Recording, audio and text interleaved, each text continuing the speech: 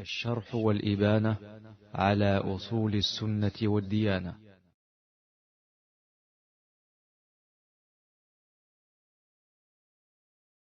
الحمد لله رب العالمين والصلاة والسلام على رسول الله وعلى آله وصحبه أجمعين أما بعد.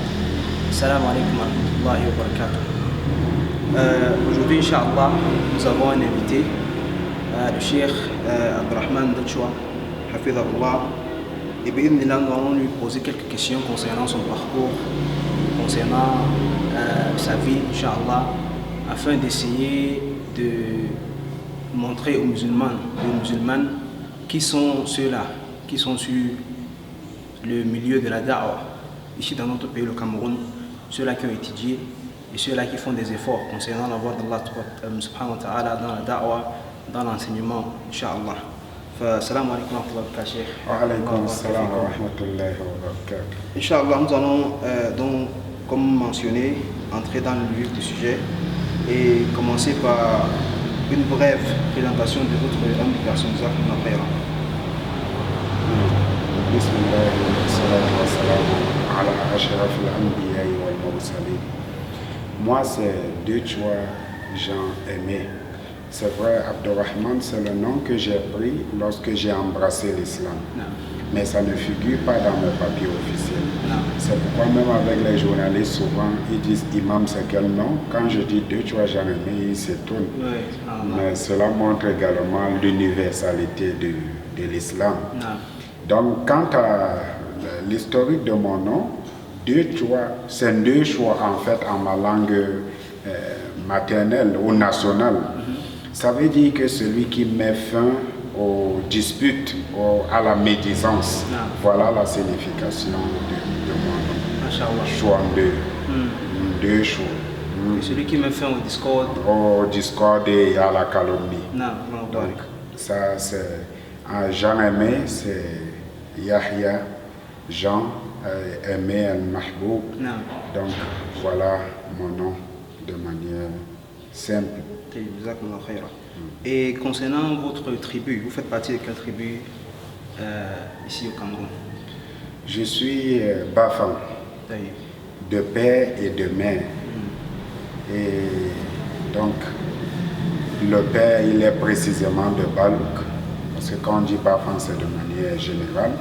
Et la mère de Komako, donc Bafan de père et de mère.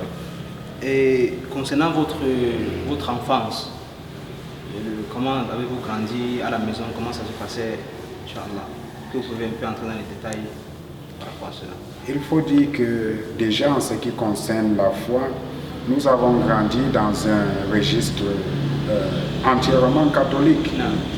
Et je vais vous faire la confidence suivant laquelle il fut un temps où je pleurais, j'avais pitié des musulmans. Je disais Subhanallah. Pas Subhanallah, mais je m'ai crié en disant, mais comment ceux-là peuvent ne pas croire ou bien comprendre que Jésus est le Fils de Dieu? J'avais pitié d'eux, je voyais tous les musulmans dans le feu de l'enfer. Papa, n'est-ce pas, catholique, chrétien catholique, maman également, mes frères aînés, parce que je suis l'avant-dernier et ma maman a eu près de 14 enfants. Donc, tout ce qu'on voyait, c'était, n'est-ce pas, le christianisme, et nous avons grandi dans cela. Jusqu'à bien entendu arriver à un niveau où on s'est rendu compte qu'effectivement dans la Bible, il y avait, n'est-ce pas, certaines contradictions et de fil à aiguille, on s'est dit qu'il fallait chercher ailleurs. Donc la vie familiale, c'est cela. Papa avait deux femmes, je dis avait parce que la deuxième s'en est allée et elle n'était pas musulmane. Et donc maman est toujours vivante, papa également l'est. Aujourd'hui il a plus de la centaine, il est toujours vivant. Et donc l'ambiance était cela. Il faut dire que pour ceux qui parlent souvent de la polygamie comme étant un problème, moi j'ai fait la différence entre ma mère et celle qui n'était pas ma mère quand j'étais vraiment âgé. Parce que celle que je pensais même être ma maman, il s'est avéré que ce n'était pas le cas. C'était la prépouse plutôt. Pourquoi? Parce que quand ma maman me commissionnait avant cette dernière et qu'elle venait à son tour dire que va faire telle chose, maman disait d'abord fais ce que ta mère te dit avant de faire ce que, n'est-ce pas, je t'ai demandé de faire. Alors, moi, j'ai raisonné, j'ai dit, ah non, sûr que c'est parce que elle voit que, voilà, c'est ma mère et que non, elle doit venir en second plan. Donc, on comprend que si aujourd'hui les musulmans se posent des questions sur, n'est-ce pas, la polygamie ne saurait être un problème, mais c'est le polygame qui serait, n'est-ce pas, le problème. Voilà, de manière générale, n'est-ce pas, notre petite vie de famille. Les enfants, n'est-ce pas, de la deuxième femme et de la seconde femme, il n'y avait aucun problème, c'était vraiment... C'est après qu'on a appris à l'école qu'on parlait, n'est-ce pas, des enfants, des frères consanguins et autres. Nous, on savait qu'on était frères et autres. C'est cette expression qui est née par la suite. Mais jusqu'à aujourd'hui, le contact il est uniforme, on s'appelle, on se salue. Et de toute cette famille, il n'y a que mon frère cadet, parce que je suis avant-dernier, mon frère cadet a embrassé également l'islam. Et si peut-être le temps nous permet, je vais vous dire dans quelles circonstances, comme on dit souvent, Allah appelle qui il veut. Voilà de manière globale ce qu'on peut dire de notre vie familiale. Et concernant vos études mondaines, comment est-ce que c'était? Est-ce que vous avez allé à l'école? Parce que d'habitude, ce qu'on remarque, c'est que plusieurs personnes pensent que lorsque quelqu'un est dans la da'wah où il enseigne, il n'a pas d'études mondaines, il n'est pas allé à l'école, c'est parce qu'il était un cancre à l'école par exemple, qu'il a choisi d'aller étudier l'islam, etc. Concernant vos études mondaines, comment ça s'est passé? Alhamdulillah, avant d'avoir la bourse pour Médine, nous étions à l'université ici. Ça veut dire que nous avons fait de l'école primaire jusqu'à l'université de Douala, parce que nous sommes nés à Douala et puis c'est de là. Donc nous avons un niveau universitaire et c'est après cela donc, que nous sommes allés faire les études à Médine. Il faut dire déjà à ce niveau-là que certaines personnes, je ne sais pas, peut-être dû à une compréhension erronée, pensent que nous ne devons pas être cultivés. Non. La science est quelque chose que le musulman doit conquérir. Que cette science, n'est-ce pas, soit en la possession d'un autre musulman ou, n'est-ce pas, en la possession de quelqu'un d'autre qui n'est même pas musulman. À condition qu'elle soit utile. Et quand on parle de science utile, c'est une science qui est profitable. Si aujourd'hui il n'y avait pas de médecin, il n'y avait pas de mécanicien, il n'y avait pas d'électricien, je pense qu'à la seule lumière, n'est-ce pas, des études islamiques, quelqu'un ne saurait, n'est-ce pas, aller remplacer un disjoncteur ou faire cela. Donc nous avons besoin, n'est-ce pas, de tout cet ensemble pour former, n'est-ce pas, cette société-là qui ne va pas avoir besoin d'être en déphasage à un certain niveau pour pouvoir avancer. Donc nous, voilà en ce qui concerne et pour dire même vrai, à l'école, certains amis aujourd'hui, quand on se rencontre, ils disent, mais Deutsch, puisque c'est le diminutif du nom qu'on leur donnait, Deutsch, c'est comment? C'est comment tu es professeur déjà ou... Je dis, non, moi, j'ai fait les études théologiques, je suis imam. Il dit, c'est pas possible. Un bac C, tu prends un bac C pour aller mettre dans le truc et puis, nous, on copiait sur toi. Nous sommes docteurs aujourd'hui, toi, tu nous dis que... J'ai dit, non, vraiment, les voies du Très-Haut sont impénétrables. Parce que, pour dire vrai, moi, je me suis dit à un certain niveau que mes études que je ferais, ce serait pour ma famille. Et je pensais avoir, n'est-ce pas, un destin autre. Mais Allah, il décide, n'est-ce pas, de ce qu'il veut. Et personne ne peut, n'est-ce pas, aller contre sa décision. Si cette décision, n'est-ce pas, est connue. Parce que, n'est-ce pas, il y a ce qu'on appelle, n'est-ce pas, ce qu'Allah veut. Comme le fait de vouloir d'un mécréant qu'il soit croyant. Mais s'il décide que tu es mal, tu es mal. Ça veut dire qu'un mal est femelle. Tu ne saurais changer cela. Donc c'est le destin d'Allah et nous avons trouvé, n'est-ce pas, dans ce destin une grande joie. Je disais à quelqu'un, je suis imam, mais pour dire vrai, je n'envie pas, même le président de la République, ce que je fais, j'ai pour patron direct Allah subhanahu wa ta'ala. Je ne sais pas donc celui qui va me dire qu'il fait telle chose. Si on parle par exemple de la magistrature, par exemple, qu'on appelle président de la République, il a pour patron le peuple qu'il a élu.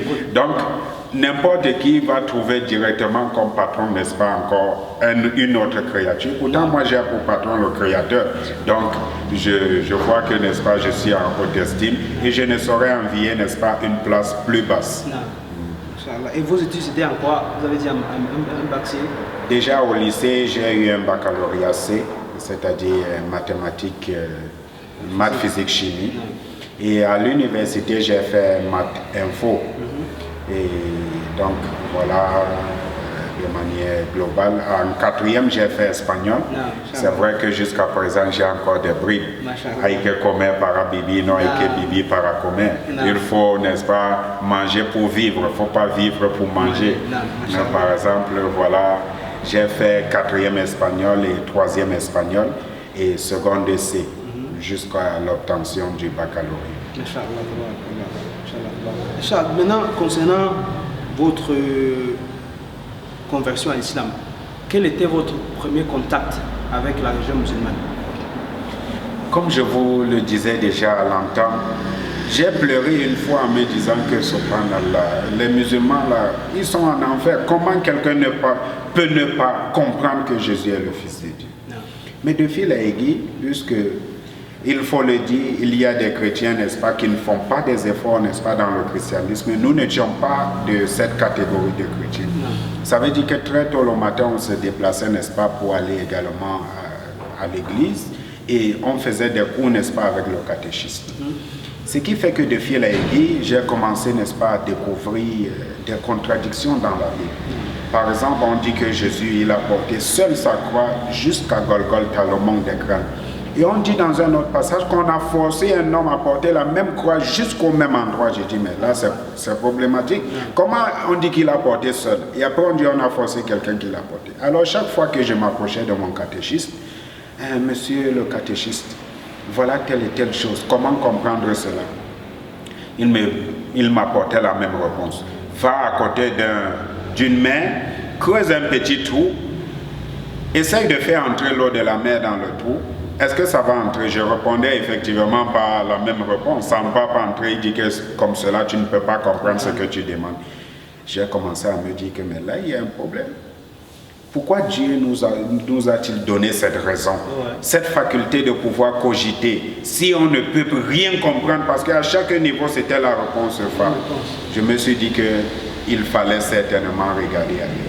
C'est pourquoi en classe de 4e ou de 5e, parce que j'étais encore vraiment tout petit, oui. Alors, j'avais un camarade de classe qui avait également embrassé l'islam nouvellement. Alors, qu'est-ce qu'il faisait? Ce qu'il avait comme repas, comme petit déjeuner, il passait le temps à le partager aux gens. J'ai dit, mais toi, tu n'es pas intelligent dans ta façon de faire. Comment tu partages ta nourriture? Les gens mangent, même ils essuient la bouche, ils viennent encore prendre ta part. Il me disait non. Il y a le prophète de l'islam qui a dit, ce que tu donnes aux gens, c'est en fait ce que tu es en train de mettre dans ton compte. Le jour de la résurrection, tu vas trouver. Mais ce que tu manges, c'est pour te donner de l'énergie et ça va aller, n'est-ce pas, dans le lieu, n'est-ce pas, Alors, je disais, mais c'est vrai, mais si tu dis vrai, tu vas mourir de faim en attendant de mettre en pratique la parole de celui-là. Alors, de fil à aiguille, je disais, parle-moi un peu de ce prophète-là. Qu'est-ce qu'il fait? Il a été envoyé comment? Alors, lui également me parlait de certains hadiths qu'il avait pris en français parce que sa connaissance, n'est-ce pas, n'était pas vraiment... Oui. Alors, j'écoutais. Déjà, ayant pris la décision que de l'autre côté, j'étais dans quelque chose qui n'était pas vrai. Alors, je me disais que, et si ceci était, n'est-ce pas, la vérité? Je me posais cette question chaque fois qu'on échangeait, je voyais son comportement. Un jour, je lui ai dit, je pense que je vais devenir musulman. Il a dit, ok, essaye de voir si tu te décides, tu me dis et puis on va le faire. Je suis allé au quartier. Un ami d'enfance, il avait une famille éloignée, apparemment son père devait être musulman. J'ai dit, qu'est-ce que tu sais de l'islam? Parce que dans ma famille, il n'y avait personne, ni de près, même un cousin éloigné qui soit musulman, il n'y en avait pas. Je dis, qu'est-ce que tu vois de l'islam et autres? Moi, j'aimerais être musulman. Il m'a dit, tu es mort, tu es décédé. Les musulmans, c'est une secte, ce sont des sorciers. Tu vois, la majorité des musulmans, ils sont toujours en train d'immoler soit un mouton, soit un bœuf. C'est parce qu'ils transforment les jeunes comme toi en moutons pour les immoler par la suite. Alors, mes cheveux, comme si j'étais électrifié, mes cheveux se sont tendus, n'est-ce pas, oui, sur la tête. Et j'ai dit que, mais ça, c'est... Je suis allé toute la journée, cela ne faisait que m'accabler. Lui, quand même, il ne peut pas dire quelque chose qu'il ne maîtrise pas. S'il dit, c'est que c'est vrai. Mais moi, je pense... Alors, je me suis levé dans la nuit. J'ai prié en ces termes. Dieu, tu sais, tu connais mieux le contenu de mon cœur. C'est toi que je recherche. Si cette voie est une voie parmi les voies qui mènent vers toi, facilite-moi l'entrée dans cela. Et si c'est le contraire, si cette voie c'est une voie qui est loin de toi, face à ce que dès que je me réveille le matin là, que je n'ai même pas envie d'entendre parler et que je coupe tout court avec cela. Je me suis levé le matin après le sommeil. J'avais une seule certitude, c'est que je vais devenir musulman. Je suis allé voir, n'est-ce pas, ce camarade de classe et j'ai dit, je vais être musulman. Il dit, tu es sûr? J'ai dit, je vais être musulman. Je n'avais plus l'ombre d'un doute dans le cœur. Alors, cette évocation que vous avez faite à Dieu, elle ressemble vraiment à Dua al-Istikhara. Si c'est la voie, montre-la moi, si ce n'est pas la voie, elle est 4 modèles. Tout à fait. Avant même que vous ne oui, avant que je ne sois musulman, je l'ai pratiqué. C'est après que j'ai compris effectivement que dans l'islam, voilà, n'est-ce pas, il y a une prière de consultation qui existe et que c'est ce que j'avais fait en fait pour demander à Allah, oh, facilite-moi telle chose. Alors c'est comme cela que je parle voix et j'embrasse l'islam. Regardez comment Allah fait ces choses. Dès que j'embrasse l'islam, je reviens dire à mon ami qui était chrétien comme moi, qui m'a dit qu'on va me transformer en mouton. Bon, moi j'ai embrassé l'islam et mon nom, je m'appelle maintenant Abdurrahman. Il me répond, si tu es devenu musulman, moi aussi je deviens musulman. Subhanallah. C'est comme cela que, ne connaissant même pas bien encore la kalimatu shahada, la ilaha illallah, j'ai essayé, n'est-ce pas, de lui faire prononcer cette shahada. À peine, n'est-ce pas, quelques heures après que j'ai embrassé l'islam, il a embrassé l'islam. Et maintenant, regardez, mon frangin, c'est le bon comportement de l'autre qui m'a mené, n'est-ce pas, à embrasser l'islam. Mais quant à lui, je vous ai dit, celui de qui j'ai vu ce comportement ne connaissait vraiment pas l'islam. Alors il m'avait dit, entre autres, non, il ne faut pas, n'est-ce pas, s'asseoir avec les mécréants, il ne faut pas manger avec eux, un certain nombre de choses. Quand tu jeûnes, tu n'aimes pas l'odeur de la nourriture, si tu penses à ceci. Alors je vivais avec mon frère, on nous appelait les jumeaux en fait. Mais quand j'embrasse l'islam, je viens d'abord dans la penderie, je mets une barrière. Ça, c'est, n'est-ce pas, ton côté, et ceci, c'est mon côté. Avant, on mettait nos vêtements comme cela, et quand c'était le moment de laver, on lavait. On ne distinguait pas. Je viens dire, ne touche pas à mes vêtements ici. Alors, de fil à aiguille, il se rend compte, lorsqu'on met la nourriture, on nous servait ensemble. Lorsqu'il met la cuillère pour manger, je dis, pote, la nourriture là est devenue impure, moi je ne peux plus manger. Alors, il a eu pitié de moi parce que au début, il se disait que non, je vais avoir faim et manger. Je restais. Et je faisais, n'est-ce pas, l'invocation que je connaissais pour le moment, si c'est Astaghfirullah ou... Il mange. Alors un jour il vient, il me laisse manger alors grand frère comme tu ne veux pas manger avec moi. Je prends peut-être 4 cuillères, il prend aussi une cuillère en se disant que comme j'ai pris le rythme, je laisse tomber la cuillère.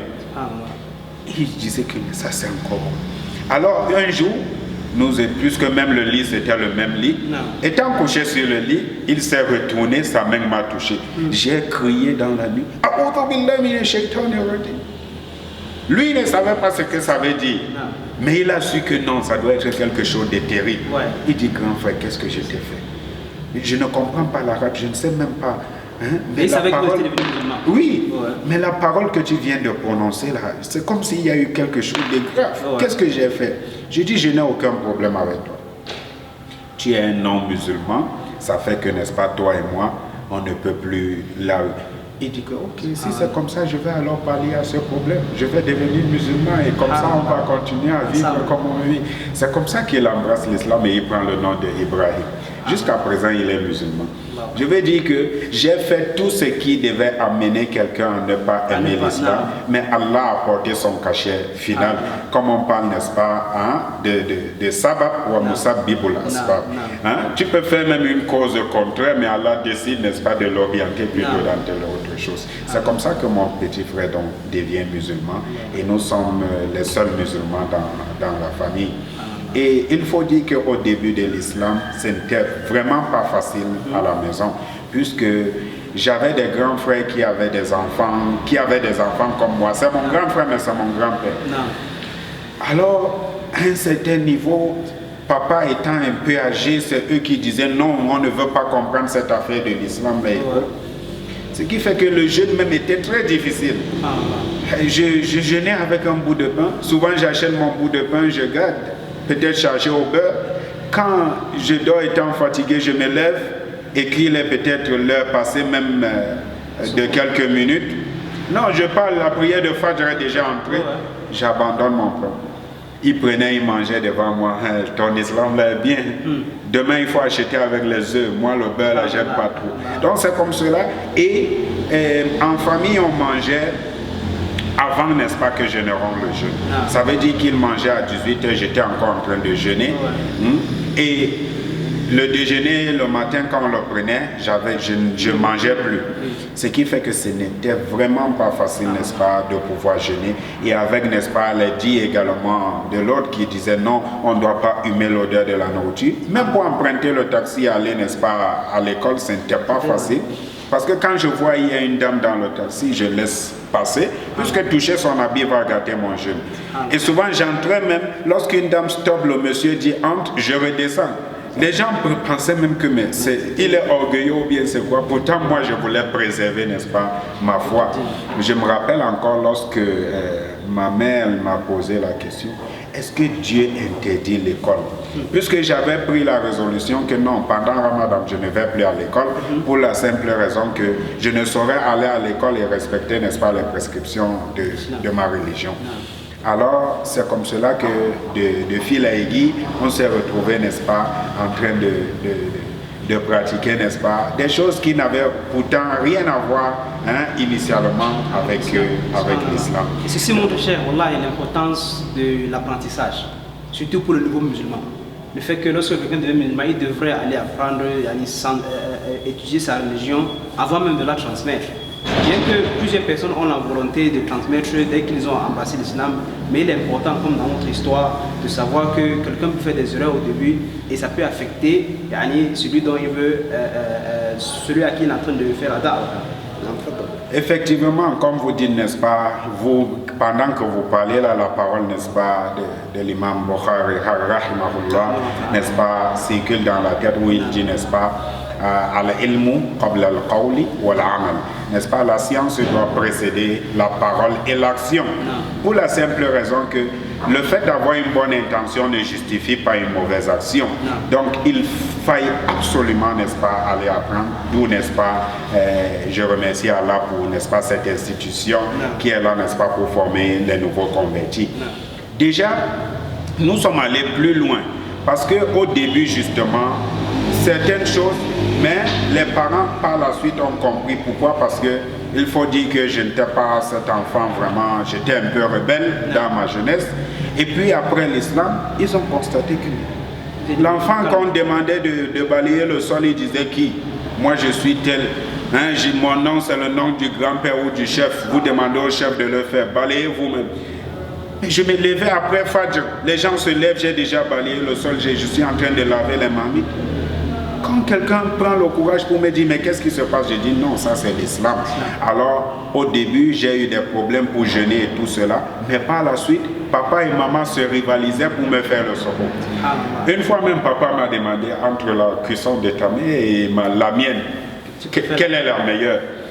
J'ai fait le clin d'œil à papa que non c'est toi, et puis quand maman a pris le virage, j'ai dit il n'y a pas photo pour dire que, n'est-ce pas, voilà un peu comment je faisais. Donc avec mes frères aînés, par contre, c'était vraiment pas facile parce que pour eux, n'est-ce pas, les parents ayant atteint un certain âge, il fallait, n'est-ce pas, le faire, n'est-ce pas, au moyen de la force et autres. Et revenant, n'est-ce pas, sur cet aspect de la science, nous avons tellement souffert, n'est-ce pas, dû au manque d'une science, n'est-ce pas, stable, la connaissance. Nous avions un amour démesuré, n'est-ce pas, de cette religion, mais ne connaissant pas ses principes, on pouvait se retrouver en train de faire, n'est-ce pas, des choses qui sont pourtant proscrites en pensant que nous faisons la volonté du Très-Haut. Par exemple, le fait, n'est-ce pas, comme je disais tantôt, de penser que lorsqu'on est musulman, on doit créer sa société à soi et ne plus vivre avec les autres. On s'est rendu compte en apprenant que c'est le contraire. L'islam se veut être une religion qui rassemble et non qui divise. L'islam se veut être une religion de justice et non d'injustice. C'est pourquoi, n'est-ce pas, même les mécréants venaient voir le prophète sallallahu alayhi wa sallam pour dire: tranche entre nous. Et si on pense un seul instant qu'il y a une justice pour le musulman et une injustice pour le non-musulman, ça veut dire que nous-mêmes, on n'a pas compris cet islam. Il était amin, pas seulement avec les musulmans, mais avec les non-musulmans également. Eux-mêmes qui ont voulu le tuer, ils laissent, n'est-ce pas, ce qu'on appelle le amana, n'est-ce pas, le dépôt de tout un chacun en donnant des instructions remettées. On est clair que si, n'est-ce pas, c'est nous aujourd'hui, on va dire, ok, comme ils ont voulu nous tuer, c'est une tribu, par rapport, n'est-ce pas, à cela. Donc, voilà, de manière, n'est-ce pas, globale, notre enfance dans nos débuts dans l'islam. Concernant les problèmes que beaucoup de reconvertis, ou bien les problèmes auxquels plusieurs convertis font face, subhanallah, souvent, il y a deux voies. Soit la personne va se sentir oppressée et même délaisser l'islam. Mais celui à qui Allah a fait miséricorde, il va s'attacher et continuer dans l'islam et savoir que tout celui qui prend le chemin de l'islam, Inch'Allah, il sera toujours, il va faire face à plusieurs difficultés et il se doit d'être fort et d'être ferme sur sa religion. Maintenant, concernant votre début dans la science, parce qu'on a parlé de l'importance de la science pour le nouveau musulman, comment ça s'est passé? Comment est-ce que vous avez commencé à étudier votre religion? Il faut dire que les débuts ont commencé, n'est-ce pas, avec, je vais parler du chuchotement dans la ruelle. Ça veut dire que, n'est-ce pas, vous allez peut-être être étonné, avant que je ne mémorise la Fatiha, j'avais déjà mémorisé des versets comme Man lam yahkum bima anzalallah fa ulaika humul kafirun. Même sans connaître ce que ça veut dire, même avec une idée, juste quand quelqu'un faisait, je lui lisais simplement le verset et puis va chercher la signification et autres. Donc voilà, n'est-ce pas, dans quel contexte, ne prie pas derrière tel ça. On faisait une semaine de prière et on l'a remboursé ensuite. Parce qu'on nous a dit que la semaine que vous avez faite, n'est-ce pas, derrière tel individu, elle est invalide. On entre à la mosquée, on se met à faire 10 eaux. On finit, on fait 10 asr, ainsi de suite. Les gens pouvaient voir en cela une certaine fois, Masha'Allah, tel ne sort pas de la mosquée. Mais nous, on remboursait, n'est-ce pas, les prières effectuées. La semaine d'après, on vous dit non, ça c'était une fausse fatwa à retourner. Ce qui fait que face à tout ceci, on s'est dit que non, ça ne peut pas continuer comme cela. On s'est rapproché de Cheikh Mohamed Awwal, qui avait fait des études au Soudan et enseignait, n'est-ce pas, au niveau de Douala. Nous sommes allés, on a commencé l'alphabet. Avant cela, alhamdulillah, on a eu certains frères également du même village, comme Cheikh Othman Ninche, qui allait étudier au Soudan, et Cheikh Ismail également. Alors, on prenait d'eux le peu, n'est-ce pas, qu'ils pouvaient nous donner. Mais quand ils se sont donc déplacés pour le Soudan, on a commencé donc à apprendre chez Cheikh Mohamed Awwal. Et lorsque même la bourse arrive, après, n'est-ce pas, l'université, nous sommes toujours en train d'apprendre, n'est-ce pas, là-bas. Et pour vous dire, lorsque on m'informe que j'ai été, n'est-ce pas, accepté à l'université de Médine, ça va sembler terrible, mais je refuse de partir. J'ai dit non, je ne vais pas y aller. On dit pourquoi? Je dis, regardez tout ce qui se passe dans les pays des Arabes, là, on me parle de... Vous voyez dans quel... Quand j'embrasse l'islam, regardez les gens que j'ai connus, tel et machin et autres. J'ai peur d'aller tomber dans un courant qui va me faire revenir, n'est-ce pas, avec les bombes chez moi. Et pour moi, je savais que, n'est-ce pas, j'étais on ne peut plus, n'est-ce pas, assis dans ma religion. Pour moi, je jeûnais, je faisais, n'est-ce pas, les piliers, exception faite du pèlerinage et de la zakat. Mais je faisais le reste. Pourquoi je vais encore aller, n'est-ce pas, dans le pays des Arabes? On voit chaque fois qu'il y a des bombes et tout cela. Pourquoi je vais y aller? Donc j'ai dit non, moi je ne vais pas y aller. Je vais, n'est-ce pas, finir mon cursus universitaire, avoir un bon boulot, faire l'islam avec mes enfants. Moi je n'ai pas envie d'aller. Allah subhanahu wa ta'ala a envoyé, n'est-ce pas, l'un de mes enseignants me dit, avec, n'est-ce pas, une très grande sagesse, Ya Abdurrahman, si tu ne pars pas, aucun membre de ta tribu ne va plus avoir de bourse là-bas. On va dire ta tribu ne veut pas étudier. J'ai dit non, ça c'est grave. Je vais quitter, aller leur dire que moi, Abdurrahman, je ne veux pas. Mais mes frères, ils veulent. C'est comme cela que donc j'entame, n'est-ce pas, la procédure pour y aller. Et je me rappelle même à l'ambassade, celui qui faisait, n'est-ce pas, le papier s'étonne. Comment tu as fait? Et même pour avoir, n'est-ce pas, cette bourse, c'est toujours un décret d'Allah subhanahu wa ta'ala. J'avais un grand frère, n'est-ce pas, du quartier, qui a été pris à Médine. Il vient, il me dit, mais donne-moi tes papiers, je vais déposer à Médine. À l'époque, on n'envoyait pas de manière électronique. Alors j'ai dit, ok, grand, il n'y a pas de souci, je vais me battre pour te donner. Chaque fois qu'il attrape, n'est-ce pas, un de mes documents, il part faire une photocopie lui-même. C'est comme cela, de fil à aiguille, il a tout fait. Il vient me dire, donne-moi la photo. J'ai donné une seule carte. C'est Cheikh Ismail Danladi et les autres qui ont multiplié cette carte parce qu'en Arabie, il y avait la technologie de prendre une demi-carte photo et d'en faire des exemplaires, de multiplier. Alors c'est comme cela. La même année qu'il a déposé, l'année d'après, n'est-ce pas, on nous a appelés et c'est comme cela qu'on a eu la bourse. Alors j'ai dit donc, je vais aller m'excuser auprès, n'est-ce pas, de l'administration de l'université et dire que non, il ne faut pas, n'est-ce pas, sanctionner mes frères à cause, n'est-ce pas, oui, vraiment, eux, ils veulent apprendre, ils ont même besoin d'apprendre, mais moi, c'est ma décision individuelle. Mais j'arrive à Jeddah. Jeddah, c'est la capitale économique en Arabie Saoudite. Déjà, même avant Jeddah, dans l'avion, je me rends compte que, subhanallah, mais je suis ignorant de l'islam. Parce que l'avion veut décoller, on lit une invocation. Vous ne la connaissez pas? Je ne connais pas ce que c'est. Je n'ai jamais entendu parler.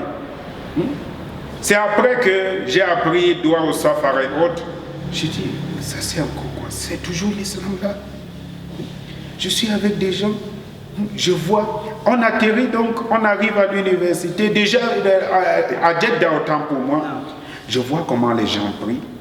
Les gens sont en train de prier. Quelqu'un vient traverser les soukouf. Ça veut dire les rangs des musulmans. Pour moi, je savais que non. Si quelqu'un veut traverser, n'est-ce pas, on le combat. Oui, c'est encore quel islam ça? Après, je demande à quelqu'un, puisque en ce moment, ne connaissant rien en arabe, je m'exprimais en anglais. Je demande à quelqu'un, n'est-ce pas, pourquoi est-ce que tel vient traverser, pourtant ils sont en train de prier? Il m'explique en anglais que non, le point focal c'est l'imam. Si, n'est-ce pas, devant l'imam, personne ne passe, on peut passer devant les autres. Je ne connaissais pas cela. Je me rends compte que je suis déjà en train d'apprendre à dire. On arrive à Médine, tout mon séjour a été enseignement. J'ai dit, je vais faire 6 mois. Je vais faire. Alors que l'invitation était venue seulement pour venir m'excuser et prendre mon vol et retourner. Je dis, je fais 6 mois, je finis le premier semestre, je finis le second. Bon, l'année prochaine, je viens m'excuser. Là, c'est comme ça qu'on s'est retrouvés en train de faire une dizaine d'années, n'est-ce pas, en Médine. Et donc, lorsque je suis allé faire le Hajj pour la première fois, avant de quitter même notre pays, le Cameroun, je faisais une prière. Je disais, Ya Allah, accorde-moi énormément d'argent. Énormément d'argent pour que je puisse, n'est-ce pas, appeler vers toi. Parce que j'étais arrivé à la conclusion suivant laquelle, sans, n'est-ce pas, cela, pas que c'est l'élément suffisant, mais c'est un élément important, n'est-ce pas, voilà, pour appeler, n'est-ce pas, vers cela. Mais j'arrive en Arabie Saoudite, j'ai vu un documentaire sur le prince Walid bin Talal. J'ai dit, Ya Allah, j'ai fait l'invocation après le documentaire, Ya Allah, ne me donne pas ce genre d'argent. Donne-moi un argent qui ne va pas me permettre de sortir de ton obéissance. Parce que j'ai eu peur d'avoir cela. On ne peut pas te dire que, n'est-ce pas, il y a une réunion au quartier, tu peux t'asseoir quand tu as déjà atteint, n'est-ce pas, ce niveau. On ne peut pas te dire qu'il y a telle femme qui veut entendre parler de l'islam, tu viens, n'est-ce pas, lui expliquer l'islam. Alors, ça m'a permis de le faire. Et c'est comme cela que de fil à aiguille, n'est-ce pas, j'ai compris l'importance du fait d'aller vraiment prendre la science dans les sources. Parce que avant, on nous parlait de fatwa, je ne savais même pas c'est quoi fatwa. On nous parlait, n'est-ce pas, de tel dit que tel cheikh a dit, tel dit que tel cheikh a contredit tel autre cheikh. L'islam était devenu vraiment quelque chose de... N'eût été vraiment la sincérité que nous continuons à demander à Allah qu'il nous augmente à tous. On pense qu'on serait, n'est-ce pas, on aurait dévié et nous retrouver dans autre chose. Je fais juste une parenthèse pour parler par exemple d'une secte qui sévissait à l'époque. Alors, il s'agissait, n'est-ce pas, ici, n'est-ce pas, du chiisme. Alors, lorsque j'ai vu que il m'a dit, mais toi tu es un intellectuel, tu es déjà bachelier depuis, viens je vais t'expliquer et si tu vois que nous on n'est pas bien, tu vas aller à... Je lui ai dit que ya cher, qu'est-ce que je connais? Si tu me dis en arabe que je suis un enfant stupide ou bien que je suis un enfant paresseux et tu finis, tu dis par exemple Mustafa Konale, tu dis n'est-ce pas, ça c'est un hadith venant du prophète qui dit que c'est elle qui est bien. Je n'ai pas d'argument pour discuter avec vous. Moi je suis dans ce que je suis. Laissez-moi, si j'arrive, il y a deux camps en fait. Celui qui connaît le mensonge déduira la vérité et celui qui connaît la vérité déduira le mensonge. Donc je n'ai pas, n'est-ce pas, à prendre ici et là. Moi je vais aller et c'est comme cela que de fil à aiguille, j'ai, n'est-ce pas, laissé cette voie-là par exemple et voilà, n'est-ce pas, lors de ce qui nous a amenés à Médine et les circonstances, n'est-ce pas, qui nous y ont poussés. Masha'Allah, tabarakallah. Wallah, vraiment, dans votre histoire, il y a vraiment l'insistance sur le fait que tout vient d'Allah, ta'ala. Le fait que vous n'avez vraiment pas planifié grand chose dans votre parcours. Ça a toujours été le qadr d'Allah, ta'ala. Bien que Allah, sa prédestination affecte toutes choses, mais dans la vôtre, vous n'avez pas eu comment dirais-je, une décision décisive, quoi. Ça a toujours été le fait qu'Allah vous a guidé ici et là. Allah en barik. Maintenant, concernant vos études même à Médine, comment étaient les débuts, le fait de apprendre l'arabe, est-ce que ça a été difficile? Comment ça se passait? Déjà, quand j'arrive à Médine, comme je disais tantôt, je ne connaissais absolument rien en arabe parce que je quitte de Alif Ba Ta Tha et je vais à Médine. Ce qui fait qu'on nous a mis, n'est-ce pas, ce qu'on appelait à l'époque l'Institut de langue Shouba, alors, j'arrive là-bas, j'étais avec des gens, pour moi, je trouvais qu'ils étaient des savants à l'époque, puisque l'enseignant parlait en arabe et eux, ils répondaient et ils se mettaient souvent à rire ensemble. Pour vous dire vrai, à un niveau, j'étais las. Je suis allé voir le directeur pour dire, please, I came here to study, but I find myself, I am with those who are already servant. So please, I would like to get my passport and return to my country. Alors il m'a dit, là, il y a l'imada, why? Puisqu'il s'exprimait, je ne connaissais pas l'arabe, c'était en anglais également. Il m'a dit, pourquoi? Non. On va résoudre ça. Non, ne t'inquiète pas. Alors on a créé une salle spéciale. pour ceux-là qui étaient vraiment des nouveaux convertis. Parce qu'à Médine, le plus souvent, on trouve des gens qui ont étudié au Soudan et puis, n'est-ce pas, vont également commencer à Médine, en Égypte et partout. Alors, nous autres, ce n'était pas le cas. Alors, oui. Vraiment très, très bas. Oui. Je parle de l'alphabet. Alors, on nous a attribué, n'est-ce pas, un spécialiste, un seul enseignant, quand les autres avaient plusieurs enseignants, Kira, Kitaba et autres. Nous, on avait un seul qui a commencé avec Alif, Ba, Da, Fa. Alors, ce qui nous a beaucoup aidé, c'est le fait qu'à l'époque, on s'exprimait bien en espagnol, très bien en français et en anglais également, ce qui faisait que on nous a rassemblés avec les gens, n'est-ce pas, qui étaient de la même... oui. Or, quand j'avais déjà compris, ça faisait que beaucoup de gens vont comprendre. Les Américains vont comprendre, les Anglais vont comprendre. Hein, et quand je comprenais également, le Brésilien va comprendre parce que je vais lui dire en espagnol. Et puis, le Français va comprendre parce que je vais lui dire en français. Et c'est comme cela que l'enseignant se focalisait sur moi. Yada, tu vois. Fahint. Une fois, n'est-ce pas, il prend des exemples, il me montre, n'est-ce pas, le coq et autres. Quand je comprends, je dis, ok, et je disais donc aux autres, et c'est comme cela que, bismillah, on a beaucoup appris. Déjà à Mustawa Thani, on nous a versé avec les autres. Ça veut dire que, et même à l'université, j'ai dit, subhanallah, moi je pensais que vous autres, avant même l'université, n'est-ce pas, déjà au niveau 4, quand on faisait l'analyse grammaticale et autres, je voyais ce que je trouvais que c'était des savants venir me dire que je m'étonnais que, mais subhanallah, que vous étiez à un niveau. Moi, je me suis dit même que, je le disais même que vraiment, craignez Allah, comment vous venez rester ici, pourtant votre niveau c'est l'université. Mais j'ai vu que non, on peut parler, n'est-ce pas, on peut s'exprimer dans une langue, mais ne pas connaître, n'est-ce pas, voilà, les règles grammaticales et autres. Donc voilà, n'est-ce pas, le début à l'Institut des langues. Déjà à l'arrivée, ça nous a beaucoup aidé le fait que tout le monde s'exprime en arabe là-bas. Quand vous allez, n'est-ce pas, vous distrayez même avec des amis et autres. L'expression utilisée, n'est-ce pas, c'est la langue arabe. Et je me suis dit, dès le premier jour, j'ai essayé de faire, n'est-ce pas, une lutte psychologique en fait. J'ai dit, tel, il n'est pas grand de taille. Il parle l'arabe, ça veut dire que l'arabe, ce n'est pas la taille.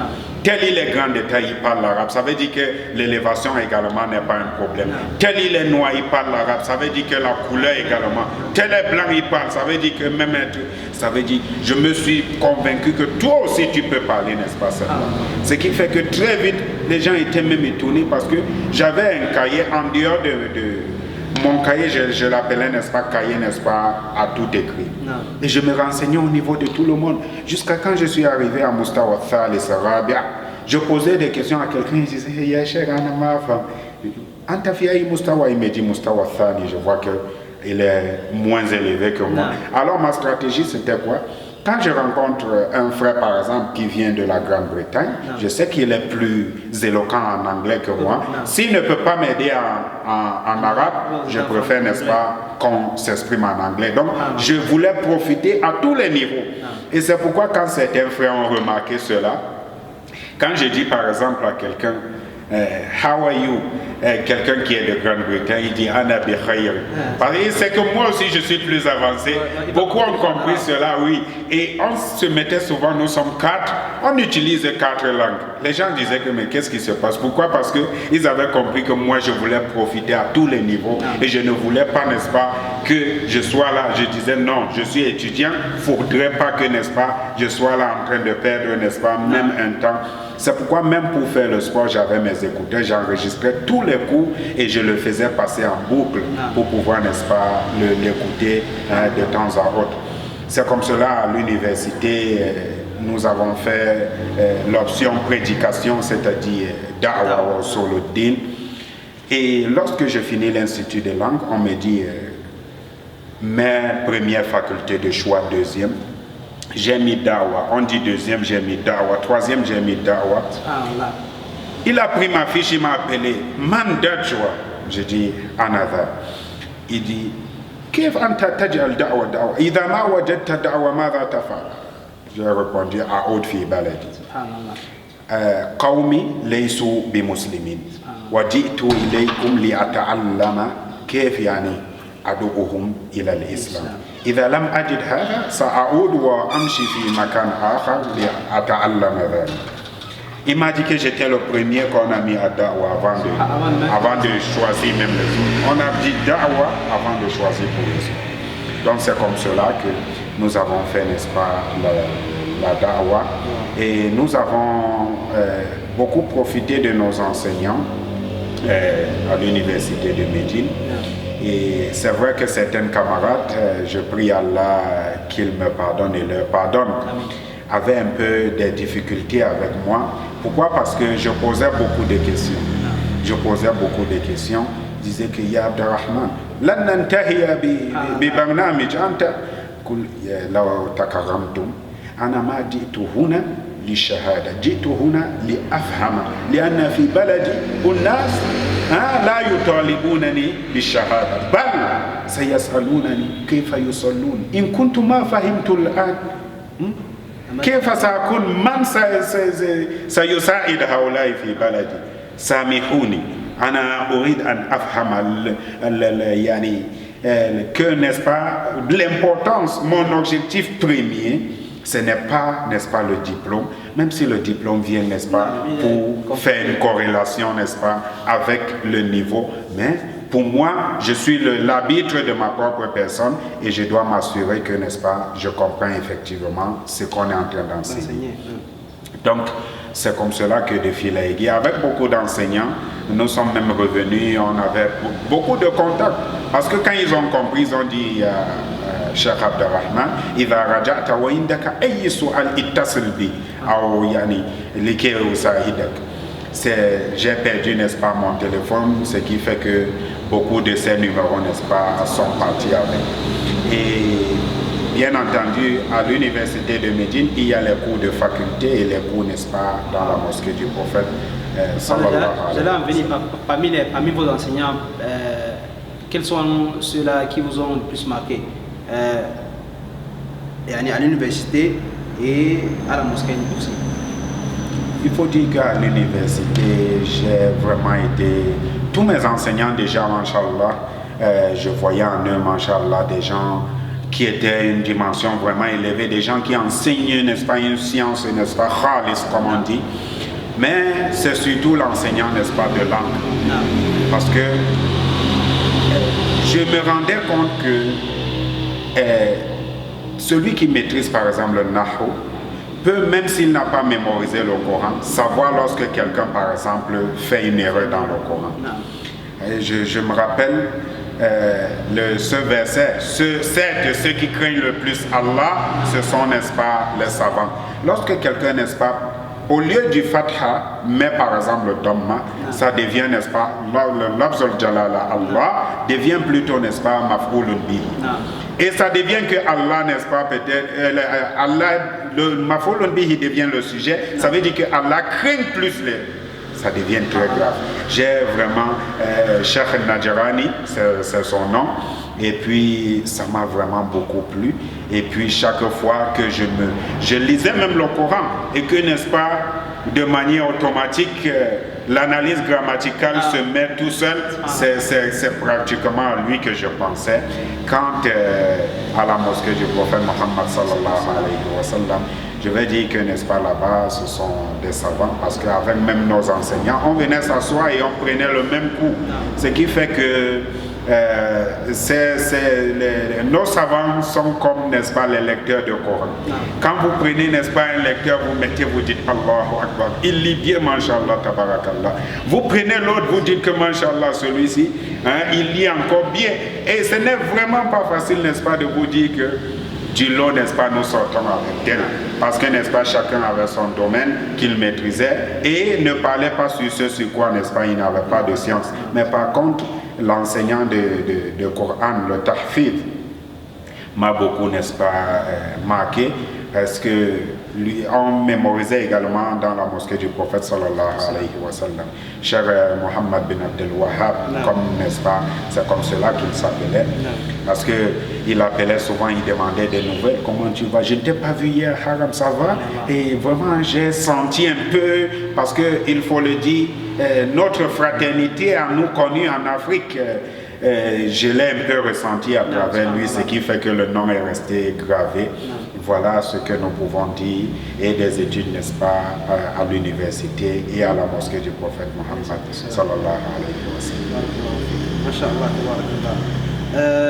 Maintenant, concernant parce que comme vous l'avez dit, il y a des cours de fiqh, d'aqida et d'autres sujets à l'université et aussi à la mosquée. Parmi les enseignants de la mosquée, à part peut-être le Coran, qui d'autre vous a marqué? C'est ce que j'expliquais tantôt. Nous avons, n'est-ce pas, le cheikh qui est décédé. Nous avons Cheikh Abbad, Cheikh Abdul Mohsen Al-Abbad. Et la voix du musulman, ya subhanallah. Donc, nous, ces deux-là, pratiquement, n'est-ce pas, nous ont beaucoup marqué. Avec, n'est-ce pas, l'enseignement et autres, et la façon, n'est-ce pas, de dispenser le cours, ça nous a beaucoup marqué. Et comme je disais, c'est pourquoi je vous prenais l'exemple des lecteurs de Coran, en fait. Parce que chacun a des spécificités qui font de lui, n'est-ce pas, quelqu'un de pratiquement unique en son genre. Et vous savez, en langage mathématique, on dit chez nous, il n'y a pas de comparaison, n'est-ce pas, entre les bananes et les macabous. Ça veut dire que la banane est la banane, et voilà, c'est un peu cela. C'est pourquoi, n'est-ce pas, je vais vous sortir plutôt un aspect affectionnel, un aspect peut-être dans la pédagogie et autres, mais sinon, mashallah, qu'Allah rétribue, n'est-ce pas, tous nos savants, c'était mashallah, et il reste, n'est-ce pas, des gens très serviables pour les étudiants en sciences. Et comme toute chose a une fin, vous avez dû arrêter vos études à l'université de Médine. Comment ça s'est passé? Ou bien, qu'est-ce qui vous a poussé à arrêter les études et revenir? Parce que comme vous savez, quelqu'un peut faire une licence, aller en master et aller aussi en doctorat, mais certaines personnes ont des choix personnels, décident de rentrer au pays, etc. Non. Il faut dire que lorsque j'arrive, j'ai le baccalauréat, j'ai effectivement postulé pour les études supérieures. De fil à aiguille, il y a eu, n'est-ce pas, quelques petits soucis. Et je suis allé même pour la circonstance à l'ambassade de l'Arabie Saoudite à Riyad, où j'ai fait près d'une année, puisque le besoin également de revenir se faisait ressentir. J'ai rencontré celui qui est comme, n'est-ce pas, le PDG d'une ONG internationale, qui m'a fait comprendre qu'il voulait construire un centre pour nouveaux convertis. Et on lui a dit que je suis nouveau converti, et il se dit qu'il n'y a pas meilleur que nouveau converti pour connaître le problème de nouveaux convertis. Et donc je me suis dit que ok, il n'y a pas de souci, je vais faire des efforts pour, n'est-ce pas, rentrer, pour pouvoir, n'est-ce pas, le faire. Donc déjà le besoin se faisait vraiment ressentir, et pour dire vrai, je suis le tout premier Bamileke. Je ne vais pas dire Bafan, le tout premier Bamileke à finir à l'université de Médine. C'est pourquoi quand l'ambassadeur m'a dit Ya Abdelrahman, je vois, tu t'exprimes en anglais, en français, tu te débrouilles même en espagnol. Si je te donnais, n'est-ce pas, un poste ici pour pouvoir... Il a dit vraiment, Excellence, pour dire vrai, n'est-ce pas, je suis allé à Médine pour un objectif. Et quel que soit ce que je vais trouver, n'est-ce pas, à l'extérieur, si je ne rentre pas, je sentirai une certaine trahison. Et je suis, n'est-ce pas, le tout premier à avoir fini, pas mon ethnie seulement, je veux dire toute la tribu, même. Vraiment, oui, il faudrait que je retourne pour pouvoir, n'est-ce pas, faire profiter au mien. Et c'est cela en fait qui a motivé, n'est-ce pas, à plus de 90% le retour. Et comment s'est passé le retour? Parce que le fait de passer une décennie, une dizaine d'années en Arabie Saoudite et revenir, il faut en quelque sorte se réadapter au milieu. Donc quelles sont les quelques difficultés que vous avez dû faire face, auxquelles vous avez dû faire face en revenant au pays? Non, vraiment, qu'Allah vous récompense, vous soulevez là quelque chose qui vraiment fait, qui cause vraiment problème aux étudiants en sciences lorsqu'ils reviennent. Déjà avant d'entrer dans le vif du sujet, ailleurs, ils ont, n'est-ce pas, des infrastructures que lorsque quelqu'un vient, on l'arrime d'abord à quelque part avant que, n'est-ce pas, il ne puisse le faire. Le retour est souvent vraiment terrible. Alhamdulillah, pour nous autres qui avons étudié à Médine, durant chaque vacances, nous avons un billet d'avion aller et retour, ce qui nous permet, n'est-ce pas, de venir au pays. Mais la vie que tu passes 3 mois, tu y retournes, et lorsque tu es là, n'est-ce pas, de manière définitive, il s'agit en effet, n'est-ce pas, de 3 mondes. Je ne vais pas dire 2, je parle de 3. Ça veut dire qu'il y a un monde entre les deux, il y a un monde. Pourquoi? À l'université de Médine, par exemple, nous ne payons pas le logement, nous ne payons pas l'eau, l'électricité. Et nous avons une bourse, Masha'Allah, qui permet quand même de pouvoir t'alimenter de manière décente. Et donc, un billet d'avion aller et retour, lorsque tu reviens au pays, déjà de tout ceci, il faut que tu loues une maison. Il faut que tu payes l'eau et l'électricité. Il faut également que tu puisses subventionner tes déplacements, même pour appeler, n'est-ce pas, dans le sentier d'Allah. Parce que c'est pas donné. Par exemple, il y a des frères qui m'ont dit à Douala dernièrement, cher, on aimerait une conférence et autres. Je ne le dis pas souvent, mais je leur ai dit que comment je fais pour m'y rendre. Parce que je ne vais pas accepter et puis au dernier moment dire que bon, je ne peux pas m'y rendre. Voilà par exemple. Donc on est confronté, n'est-ce pas, à ceci. Et puis, plus grave que cela, c'est l'appréhension qu'ont ceux que vous avez laissés au pays. Puisque eux, ils attendent de vous. Quand vous venez voir un imam dans une mosquée, vous dites, il y a imam,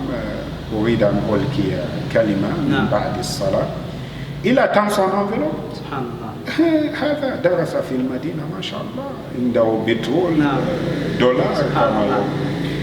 Et donc ça devient un peu complexe. Il faut avoir vraiment un moral. Et pour nous encore, qui avons des familles qui ne sont pas musulmanes, parce que l'un de mes grands frères me confiait même que si toi tu aimais trop l'affaire divine, pourquoi ne pas devenir prêtre? Aujourd'hui, le prêtre, on vient lui donner les clés d'une voiture, on vient faire telle chose. Pourquoi est-ce que tu... Donc ça fait que tu ne peux pas avoir une aide matérielle venant des autres et ils attendent de toi. Ça fait une double implication parce que les autres, le fait qu'ils ne peuvent pas t'aider et n'attendent pas de toi veut dire qu'il y a une fenêtre quand même pour dire que pardon, venez-moi en aide pour telle chose.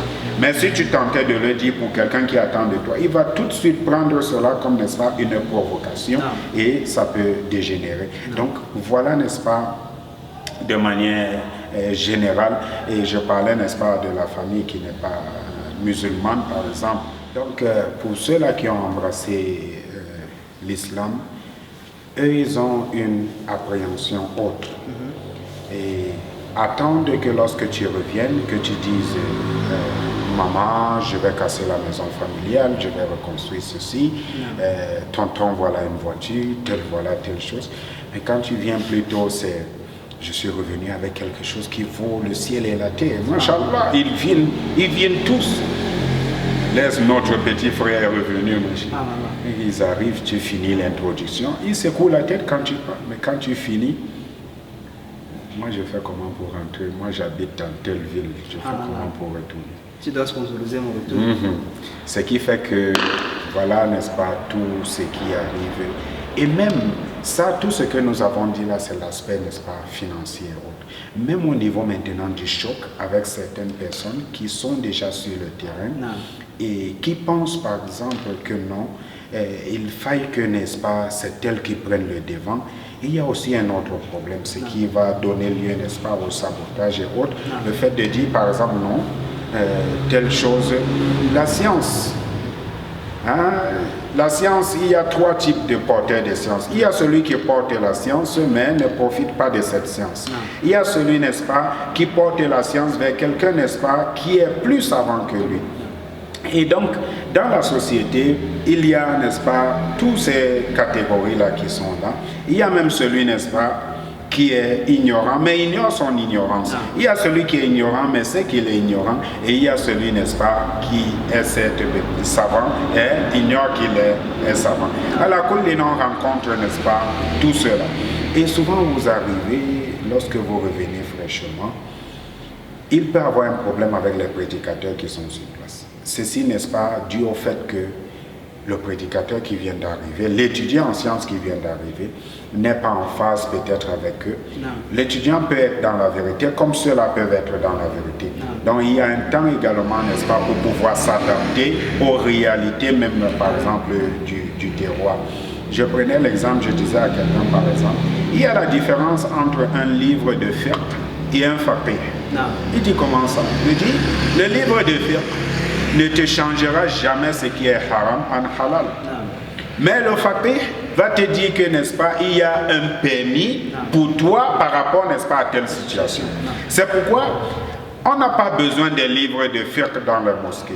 C'est-à-dire, hein, là, tel c'est haram. On a besoin, n'est-ce pas, des gens qui sont des fuqaha, qui peuvent, n'est-ce pas, comprendre la situation de quelqu'un et aller, n'est-ce pas, dans la jurisprudence, lui dire que voilà, il y a tel. Voilà, dans ton cas concis et précis. Par exemple, j'avais posé la question à un enseignant avant que je n'aille à Médine. Cher, je vis avec mes parents. Apparemment, n'est-ce pas, leurs revenus ne sont pas licites. Hein? Est-ce que je dois continuer, n'est-ce pas, à manger de cela ou à vivre sous leur toit? Il m'a répondu, Ya Abdarrahman, il est meilleur pour toi de t'asseoir sur une braise ardente que de t'asseoir sur un tombeau. Cette parabole est venue dans ma tête et était claire comme de l'eau de roche. Qu'est-ce que j'ai compris à l'époque? J'ai compris à l'époque que ma question était précoce. Ma question est venue, n'est-ce pas, au moment où je ne peux pas assumer la réponse. Oh, je dis merci, n'est-ce pas, à cet enseignant-là. Parce qu'à l'époque, je vivais chez mes parents, je mangeais de la nourriture, l'école, c'est eux qui payaient. Ils faisaient absolument tout. Alors imaginez un seul instant qu'il m'a dit à l'époque, non, tu n'as pas le droit. C'est qu'aujourd'hui, là, à l'âme, n'est-ce pas, hein, où je me serais retrouvé. Et donc c'est de cela qu'il est question. Donc voilà, face à tout ce que, n'est-ce pas, le nouvel étudiant doit faire face, l'aspect même de nos autorités, puisque, et c'est pourquoi je vais demander, n'est-ce pas, à tout étudiant que lorsqu'il revient, hein, parmi les choses à faire, c'est aller se présenter, n'est-ce pas, au niveau des autorités, dire je suis tel, n'est-ce pas, digne fils de ce pays, je reviens, n'est-ce pas, pour exercer telle chose. Pourquoi? Parce que je parlais du sabotage entre autres. Il y a des gens, n'est-ce pas, n'ayant pas la science, tout ce qu'il a, c'est le fait, n'est-ce pas, cette autorité-là qu'il dit je peux te faire enfermer. Il est judicieux d'aller voir les autorités, de se présenter. Pourquoi ne pas faire même une photocopie de ses diplômes et dire voilà, je suis spécialisé en telle chose. Là, quand quelqu'un va venir dire que non, tel qui est revenu là, c'est un charlatan, il ne connaît rien, il va dire non, méfiez-vous. Méfiez-vous. Oui, non seulement il est venu me voir, j'ai des papiers de telle université qui attestent que le monsieur, n'est-ce pas, à tel niveau par exemple. Vous qui parlez, vous avez quel niveau? Donc, ça va faire que, n'est-ce pas, un certain nombre de choses vont. C'est vrai qu'avec la famille, pour ceux par exemple qui sont mariés à Médine et reviennent ici avec leur famille, ce que nous avons dit dans le cadre de l'étudiant s'applique dans le cadre de la femme et des enfants. Et également pour ceux également qui ont laissé leurs épouses sur place et sont, n'est-ce pas, hein, revenus. Et il y a ce fait-là également que chaque vacances, lorsqu'il venait, n'est-ce pas, ce sont des nouveaux vêtements, ce sont des bijoux. Mais quand il arrive au pays et autres, ceci également, n'est-ce pas, peut ne plus être le quotidien. Ce qui fait que ça peut, n'est-ce pas, amener la sœur, si ce n'est pas là, se dit que c'est comme si le hub là, l'amour là a diminué. Donc voilà, de manière globale, c'est que, n'est-ce pas, peut faire face le nouvel étudiant qui revient.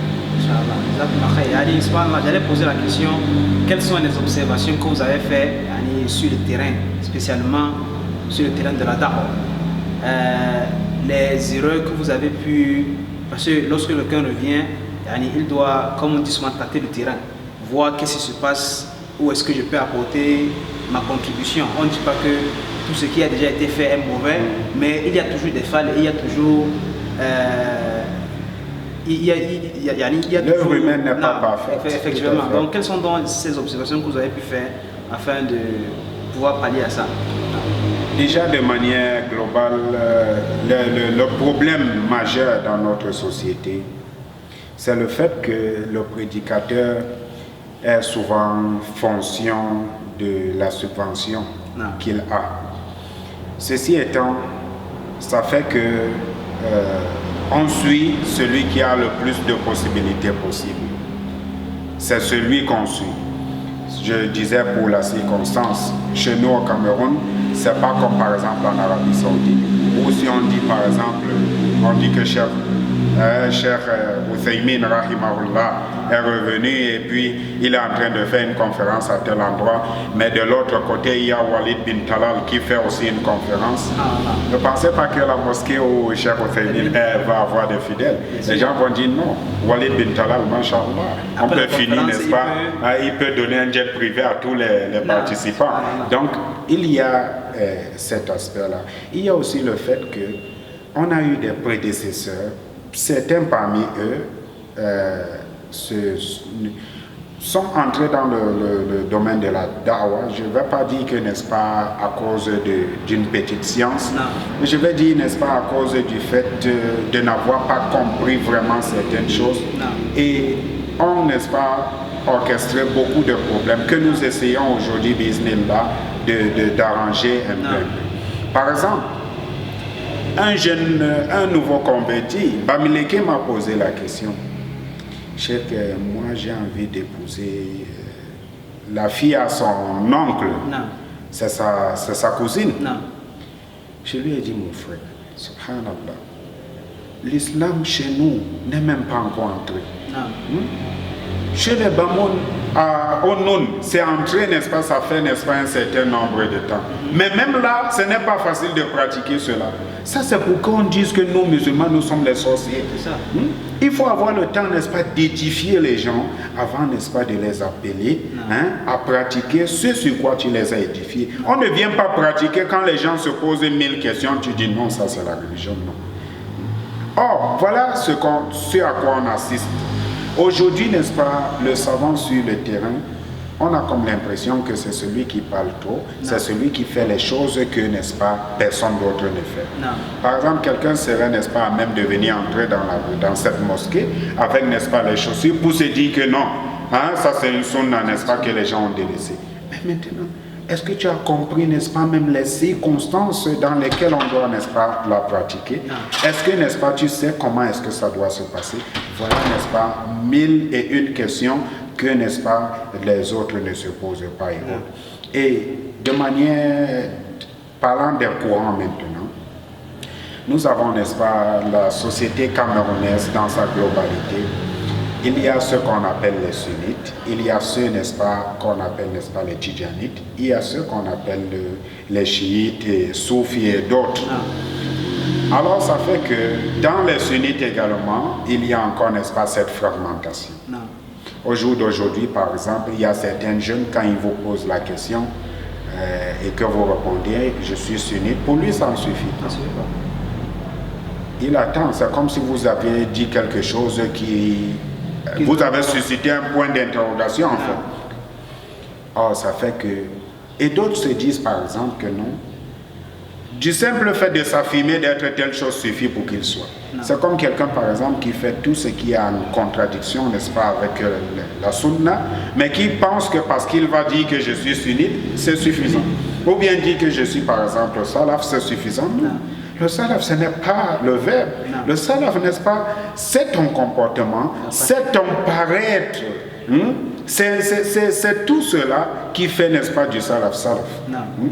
Mais les gens se disent que, n'est-ce pas, c'est pourquoi, n'est-ce pas, on a même organisé beaucoup de conférences dans lesquelles on a dit, le hadith, n'est-ce pas, que les gens utilisent, le prophète sallallahu alayhi wa sallam a dit, les juifs se sont subdivisés en 111, les chrétiens en 112, et notre communauté va se subdiviser en 113.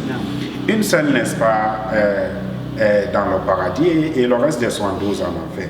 Et lorsqu'on a posé la question, il a dit, n'est-ce pas, le groupe sauvé. Ils ont posé la question qu'Allah vraiment récompense les pieux prédécesseurs, les sahaba, les compagnons du prophète sallallahu alayhi wa sallam. Parce qu'ils étaient très attentifs, n'est-ce pas, dans ce qui concerne le prophète. Ils ont dit, qui sont ceux-là au prophète?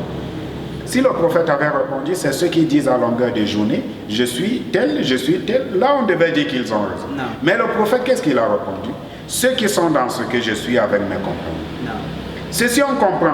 Le prophète sallallahu alayhi wa sallam et ses compagnons étaient, n'est-ce pas, dans le fait, n'est-ce pas, de joindre, ils étaient dans la iman. Ça veut dire quoi? Ils avaient, n'est-ce pas, ce qu'on appelle le credo, ils avaient ce qu'on appelle, n'est-ce pas, la parole, et ils avaient, n'est-ce pas, ce qu'on appelle les œuvres. Or, quelqu'un ne peut pas aujourd'hui vouloir, n'est-ce pas, prendre cela et ne pas comprendre même la quintessence, n'est-ce pas, de ce qu'il est en train d'avancer. Donc, voilà, n'est-ce pas, de manière générale, et ce qu'on assiste et les différents, n'est-ce pas, partitions font la guerre, n'est-ce pas, aux autres. Par exemple, et cette mosquée, par exemple, fait partie des mosquées officielles dans la ville de Bafoussam. Et les autorités nous consultent souvent pour certaines choses. Or, lorsqu'il y a cette opposition, lorsqu'on demande à un tel, au lieu de venir, n'est-ce pas, apporter ce que l'islam demande, c'est plutôt le sabotage. Telle mosquée vraiment devrait être fermée et autres. Voilà un peu des... Mais dans cet ensemble général, même pour ceux qui sont dans ces sectes et autres, ce que j'ai vu à mon petit niveau, et je peux, n'est-ce pas, me tromper, c'est la recherche, n'est-ce pas, effrénée le plus souvent, n'est-ce pas, d'un cadre convivial, d'un cadre, n'est-ce pas, qui fait que... Parce que lorsque vous arrivez et que Allah, n'est-ce pas, a facilité, déjà si vous dites aux musulmans, allons, n'est-ce pas, faire la dawa, beaucoup sont prêts à venir, même ce ne sont pas eux qui vont être des conférenciers, mais ils vont apprendre, n'est-ce pas, comment ça se passe, et ils vont profiter. Mais le moyen de locomotion, par exemple, va dissuader plus d'un. Et, n'est-ce pas, peut-être la nutrition, et voilà un peu de manière générale ce que nous avons rencontré sur place. Et donc, dans le fragmentage de ce qu'on appelle les sunnites, il y a ceux qui, n'est-ce pas, ces jours-ci, surtout, n'est-ce pas, dans la région de l'Ouest, font état, n'est-ce pas, du salafisme. Et en vérité, ceci est en contradiction avec ce que nous avons appris. Parce que le salafisme, c'est le fait, n'est-ce pas, de sortir de la religion, le fait, n'est-ce pas, d'insulter, le fait de manquer de respect, le fait, n'est-ce pas, de mentir même. C'est même devenu une religion pour certains. Quelqu'un, une fois, parlait de moi devant moi et ne savait pas que c'était de moi qu'il parlait en fait. Il s'est mis à dire, il est directeur à tel endroit, il a fait telle chose, et machin et autre. Il disait par exemple, j'ai dit, tu le connais? Et je l'ai rencontré quelques fois. Il est directeur ou il est également imam là-bas. Il dit, mais d'après ce que tu décris, peut-être, apparemment tu parles de ma personne. Les gens disent les choses. Tu vois. Devant moi, il est en train de parler de moi et me dit que, comme vous êtes là-bas, Inch'Allah, vous allez, n'est-ce pas, empêcher de telles personnes, n'est-ce pas, de répandre leur poison et autres. Pourtant, il parle de moi et je vais être l'antidote. Peut-être il pensait que j'ai les ailes de la mouche, comme on dit, n'est-ce pas, le poison d'un côté et l'antidote. Donc voilà de manière globale ce à quoi nous faisons face ici. Et concernant vos activités aujourd'hui, qu'est-ce que vous faites concrètement avec le markaz, la mosquée et l'enseignement? Déjà ici, pour parler de la mosquée a des activités saisonnières et des activités, n'est-ce pas, quotidiennes. Quotidiennement, les 5 prières quotidiennes. Et de manière, n'est-ce pas, et également nous avons de manière hebdomadaire la prière du vendredi. Et nous avons, n'est-ce pas, saisonnièrement, la prière des 2 fêtes que nous faisons. Et également des cours dans la mosquée. Le plus souvent, n'est-ce pas, après chaque prière, il y a un petit rappel. Ça peut être dans le hadith ou, n'est-ce pas, dans autre chose. Et nous avons également, n'est-ce pas, des cours que nous organisons qui est fonction, n'est-ce pas, des étudiants qui sont là. Nous avons la langue arabe que nous enseignons. Ça c'est entre Maghreb et Isha, ça c'est de manière journalière. Nous avons des étudiants, n'est-ce pas, qui viennent apprendre après Maghreb et quand on finit Isha, ils retournent. Et nous avons également un programme pour samedi et dimanche. Ceci, n'est-ce pas, avec les femmes et les enfants. Donc, et pour les hommes également. Et bien entendu, dans les bureaux, comme vous avez vu, il y a des fonctionnaires qui viennent avec des programmes, n'est-ce pas, arrangés pour des programmes spécifiques. Ça, c'est ce que la mosquée donne. Et le complexe, il a été créé pour les nouveaux convertis. Pourquoi? Pour prendre ceux-là qui viennent d'embrasser l'islam, leur donner, n'est-ce pas, une formation islamique, pour qu'ils ne soient pas victimes du manipulage de n'importe qui, comme nous avons été victimes. Imaginez que je jeûnais, je vois un vent de la viande quelque part, j'arrête la respiration au point de m'étouffer parce qu'on m'a dit que si j'aime l'odeur de la nourriture, mon jeûne il est. Donc c'est pour cela, on les prend pour 3 mois. Et le nombre d'étudiants que nous prenons est fonction, n'est-ce pas, de la subvention que nous avons. Parce que on s'est rendu compte également que pour un enseignement optimal, il faudrait que leur nutrition également soit prise en compte, qu'ils ne viennent qu'avec leurs vêtements, donc ils sont nourris et logés, et puis on met un programme, n'est-ce pas, avec eux. Après 3 mois, on les fait sortir, on reprend une autre vague, dû, n'est-ce pas, à la pandémie de la COVID-19. Ça va faire toute une année qu'on n'a pas eu d'activité. Je parle là de séminaires de 3 mois. Et en dehors de ça, nous avons, n'est-ce pas, des caravanes de prédication que nous faisons. Nous sortons aller dans nos villages, appeler les nôtres à l'islam. Et comme là, par exemple, nous avons demandé à notre hiérarchie de nous augmenter vraiment des prédicateurs. Parce que tout l'Ouest nous regarde en fait. C'est nous qui allons faire des efforts pour propager l'islam chez nous. Même si l'autre à l'extérieur a la bonne intention, le fait qu'il ne soit pas, n'est-ce pas, concerné, aïni, je dis aïni, il peut être concerné mais pas aïni. De telle en sorte que si quelqu'un meurt, qu'il soit le premier que Allah va poser. Pourquoi mon esclave là n'a pas entendu parler de l'islam? Je pense que cela fait. Nous sortons donc pour aller appeler les nôtres. Et même pour ces sorties également, ce n'est pas évident, puisque le plus souvent, pour qu'on aille peut-être à Bafan et autres, on loue une voiture et puis avec 2 ou 3 personnes, on y va et on le fait.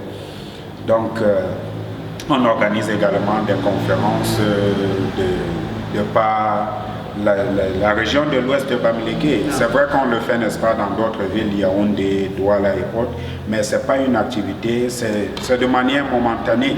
Par exemple, à la clôture des activités des étudiants, ils peuvent nous appeler et autres, on y va, mais ce n'est pas un truc que nous avons mis, que c'est récurrent.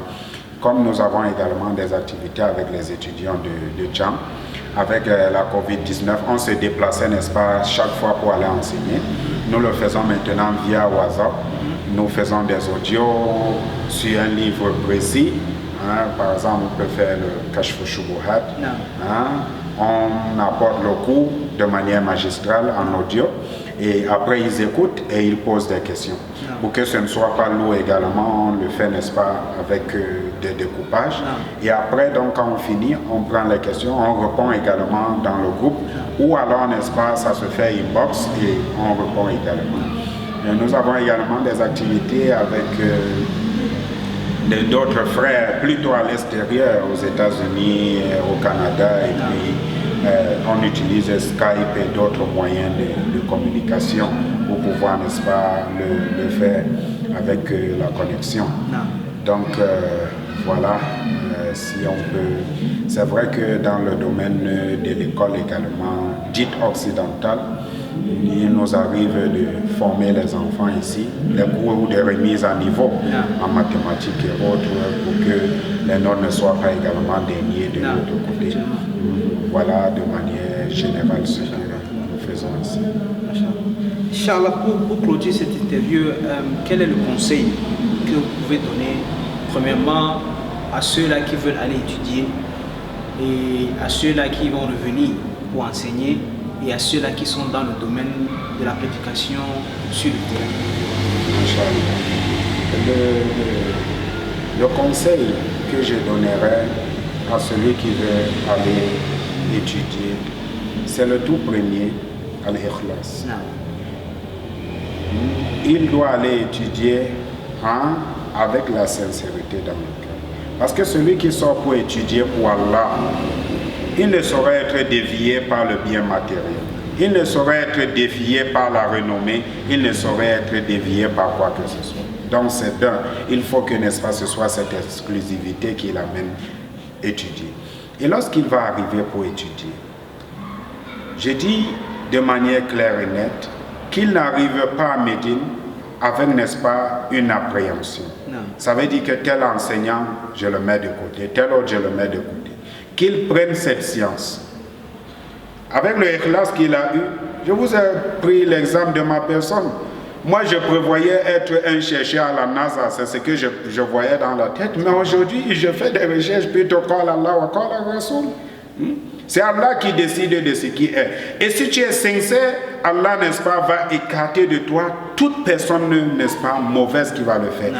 Et je préfère que l'étudiant arrive au niveau où de lui-même il a vu que non, tel il a certes des bonnes qualités, mais il y a tel aspect, n'est-ce pas, qui n'est pas, par exemple, que de quitter ici, arriver au-dessus. J'ai fait la recommandation à l'un de nos frères qui est arrivé. Non. Il me dit qu'on l'a appelé du Cameroun pour dire qu'il n'apprenne pas chez tel chèque, tel chèque, tel chèque. J'ai dit, subhanallah. Tu vas à Médine. Médine, quand même, en ce qui concerne la Qida et autres, c'est connu que même ailleurs, si on apprend, on va venir. Donc, oublie tout cela. Fais tes efforts et bismillah, tu vas arriver au niveau où, n'est-ce pas, tu vas pouvoir, n'est-ce pas, prendre cette science. Oui, voilà, de manière, n'est-ce pas, qui approche de la science infuse, qui n'est que celle d'Allah subhanahu wa ta'ala. Donc ça c'est deux. Et lorsque on va revenir, ceux-là vont étudier, et c'est vrai que dans le Meydan de la science, il y a beaucoup de choses. Il y a des gens qui arrivent, par exemple, à Médine, et ils font une certaine erreur. C'est l'erreur, n'est-ce pas, de donner une importance entière aux cours qui sont à la mosquée et de délaisser les cours de l'université. Si vous échouez à l'université, si vous n'avez pas le niveau escompté, autant pour moi, on va vous renvoyer et vous ne pourriez plus faire les cours de la mosquée. Donc je conseille à ceux-là de joindre l'utile à l'agréable. Si tu veux, ne cherche pas Mumtaz à l'université, mais cherche au moins ce, n'est-ce pas, Jaid ou Jaididdan, et, n'est-ce pas, prends le imtiyaz au cours, n'est-ce pas, de la mosquée. Mais l'idéal ici, n'est-ce pas, c'est celui qui apporte l'imtiyaz et au cours de l'université et au cours, n'est-ce pas, de la mosquée. Et le mot d'ordre également étant là-bas, le ikhlas dans ce que nous faisons. Va chez tel enseignant parce que tu sens, n'est-ce pas, qu'il fait vivre cette science-là, n'est-ce pas, dans ton cœur. Tu vois ça sur lui et autres. Et ne va pas à cause, n'est-ce pas, des profits mondains. Parce que tel t'a promis que non, je vais te donner, n'est-ce pas, telle direction et autres. Et une fois revenu, quel que soit le niveau que tu as, prend le recul pour écouter ceux qui sont là sur place. S'il est vrai que ils ont beaucoup de mensonges, il y a quand même des vérités. Or, le fait de refuter en gros tout ce qu'ils font fera de toi un menteur potentiel, puisque tu refutes même la vérité qu'ils ont dite. Donc, on ne peut pas, n'est-ce pas, vraiment connaître quelqu'un que lorsqu'on a eu le temps de l'observer. Il ne faut prendre personne de haut, prendre le temps d'écouter, et n'est-ce pas, hein, comme le prophète sallallahu alayhi wa sallam a dit, hadithun nas bima ya'qilun. Nous avons des cours que nous avons fait en Médine que nous n'avons pas encore enseignés. Pour la simple raison que ceux qui ont le niveau pour pouvoir, n'est-ce pas, prendre cela, ne sont pas encore là. Alors il faut prendre les gens, n'est-ce pas, de manière graduelle. Il ne faut pas faire la science, n'est-ce pas, du fait qu'on dise qu'un tel a dit, tel est passé. Je disais à quelqu'un qui me disait une fois, un de mes... il a fait l'université également, il est au niveau de Yaoundé. Que vous ici là, vous n'avez même pas de caméra pour qu'on vous filme. Nous on nous appelle à la télé. Il dit, c'est seulement parce qu'à un certain niveau, il faille vraiment que cela arrive. Sinon, j'ai trop peur de ces choses-là. J'ai peur d'être quelque part avec le manteau de défendeur de l'islam. Pourtant, il y a à côté de moi quelqu'un qui peut faire mieux. Sauf si on vient me dire qu'il y a mafia imshi. Donc, les gens se disent maintenant que, n'est-ce pas, le fait de prendre le devant, c'est le fait, n'est-ce pas, de parler sur toutes choses, non. Même quand, n'est-ce pas, on est savant, il y a des domaines sur lesquels on ne se prononce pas. Je dis même quand on est savant. Je prenais l'exemple, n'est-ce pas, de ce pieux prédécesseur, n'est-ce pas, hein? L'un de nos enseignants qui avait l'habitude de dire هذا من العلم الذي لا أريد أن أتكلم فيه. Il dit من العلم الذي لا أريد أن أتكلم فيه. Ça fait partie des sciences sur lesquelles, n'est-ce pas, ou de la science sur laquelle je ne veux pas m'y prononcer. Une fois on a demandé ولماذا؟ لأن من أخطأ فيه قيل له كفرت. أنا أريد أن أتكلم في علم إذا أخطأت فيه قيل لي أخطأت وبقيت على إسلامك. Donc, il parlait de l'aqida, il dit que lui, il préfère beaucoup plus les questions fiqhiyya. Pour dire que, voilà, de prime abord, et également l'aspect financier, lorsque, n'est-ce pas, un étudiant revient, il faudrait, n'est-ce pas, avec les très peu d'économies qu'il va faire en Médine, il est judicieux pour lui qu'il trouve une activité génératrice de devises. Pour la simple raison que celui qui a vraiment étudié la dawa sait que pour la dawa, il faut au moins trois choses. Premièrement, à la ilm. Deuxièmement, à rijal. Et troisièmement, à l'infaq. Or, si il n'a pas, n'est-ce pas, cet aspect, il se peut que sa dawa, n'est-ce pas, ne fasse pas vraiment effet, ou bien que, n'est-ce pas, le cadre soit restreint, pourtant il pouvait être, n'est-ce pas, vraiment étendu. Donc il est judicieux de le faire. Et dans le choix de l'activité, il ne faudrait pas trouver une activité également qui va changer le da'i en tadir de manière, n'est-ce pas, irréversible. C'est-à-dire il va se retrouver, n'est-ce pas, à faire plutôt son commerce et même va te dire que non, Azil Masail, Darasnaha wa Nasinaha. Donc il faut, n'est-ce pas, une activité qui ne prend pas beaucoup de son temps et qui, n'est-ce pas, et si je peux donner également un conseil sur ce type d'activité, si, n'est-ce pas, quelqu'un peut avoir des hommes de confiance et avoir une parcelle cultivable quelque part, ou, n'est-ce pas, des gens, n'est-ce pas, ils sortent juste, n'est-ce pas, l'espèce sonnante et trébuchante et ne vient que lors des récoltes et passe très rarement, il y a quelqu'un de confiance qui est là sur place. Je pense que là, il peut, n'est-ce pas, se consacrer à l'étude.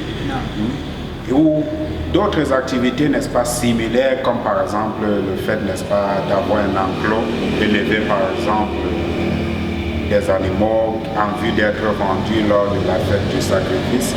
Il ne part pas au marché, son activité c'est saisonnier. C'est lors de la fête qu'il dit, il appelle les gens, venez choisir le mouton ou le bœuf, et c'est là sur place, et il a quelqu'un qui s'occupe de faire paître les bêtes et autres. Là également, ça va être, n'est-ce pas, stable. Et comme je le disais dans le terme, lorsque on revient, il faut aller, n'est-ce pas, se présenter au niveau de ces autorités administratives et même traditionnelles. Mais même traditionnelles, parce que leur dire que je suis un tel et je fais... L'islam ne demande pas à quelqu'un de renier son origine. Quand on dit Salman al-Farisi, on pouvait se limiter à Salman. Mais qui va savoir d'où il est? C'est pourquoi je disais même à quelqu'un que non, lorsque vous donnez les noms, et c'est pourquoi quelqu'un m'a même demandé hier, cher, pourquoi tu ne changes pas, tu mets Abdurrahman dans ton acte? J'ai dit non.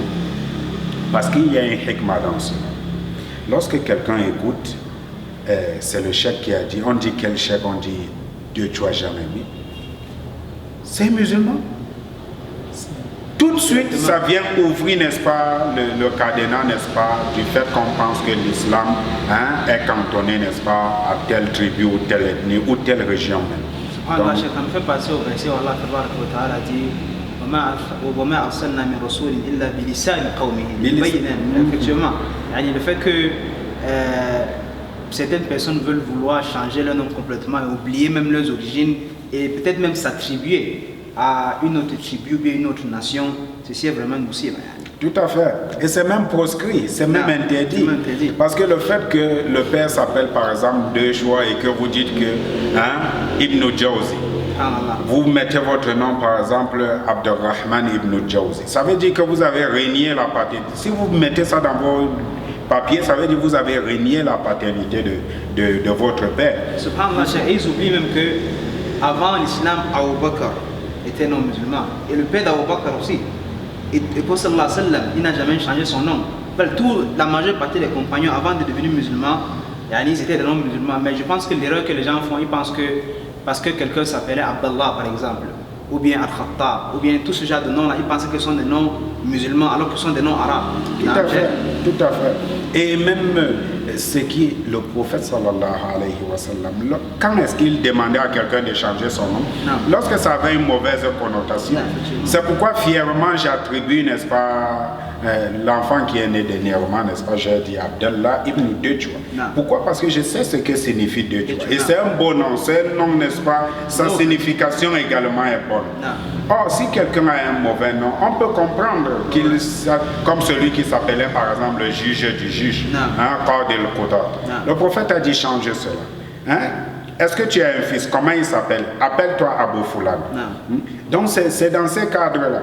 C'est pourquoi quand j'ai su cela, même avec les études à Médine, lorsque quelqu'un me demandait par la suite comment tu t'appelles, je disais tout simplement Dechwa. Pour que ce soit, n'est-ce pas, clair dans la tête des gens, qu'on peut avoir des Atangana dans l'islam, on peut avoir des Andela dans l'islam, on peut avoir des Mahab dans l'islam, on peut avoir, n'est-ce pas, des Boumniebel dans l'islam, on peut avoir, n'est-ce pas, des Tchoupouane et autres, tout cela mélangé, n'est-ce pas, dans l'islam. C'est une religion universelle qui n'est pas venue, n'est-ce pas, à un pays concis et précis, mais comme, n'est-ce pas, il a été dit dans le Coran, « Wama arsalnaka illa rahmatan lil alamin » Barakallah fikum pour cette interview, Inch'Allah, et qu'Allah mette la baraka dans ce que vous faites, dans vos activités, dans la mosquée, dans votre centre. Et Inch'Allah, nous demandons à Allah de faire que ça ne soit une porte vraiment et quelque chose de vraiment utile pour la communauté musulmane, pas seulement dans l'Ouest, mais dans le Cameroun. سبحانك اللهم وبحمدك أشهد أن لا إله إلا أنت أستغفرك وأتوب إليك والسلام عليكم ورحمة الله وبركاته. الشرح والإبانة على أصول السنة والديانة.